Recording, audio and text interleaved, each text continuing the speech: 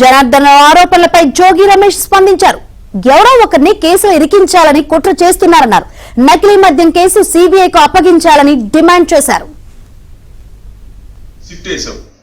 అంటే చంద్రబాబు నాయుడు గుప్పెట్లో ఉన్న ఒక సిట్ అంటే ఏంటి?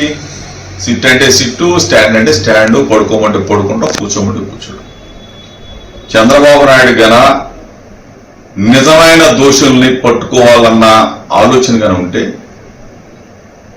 నకిలీ మద్యం కుంభకోణాన్ని సిబిఐకి అప్పగించమని చెప్పేసి వైఎస్ఆర్ కాంగ్రెస్ పార్టీ తరఫున డిమాండ్. చంద్రబాబు నాయుడు గుప్పెట్లో ఉన్న ఒక సిట్ అంటే ఏంటి? సిట్ అంటే సిట్టు, స్టాండ్ అంటే స్టాండ్, పడుకోమంటే పడుకుంటాం, కూర్చోమంటే కూర్చోడు. చంద్రబాబు నాయుడు గన నిజమైన దోషుల్ని పట్టుకోవాలన్న ఆలోచన గాన ఉంటే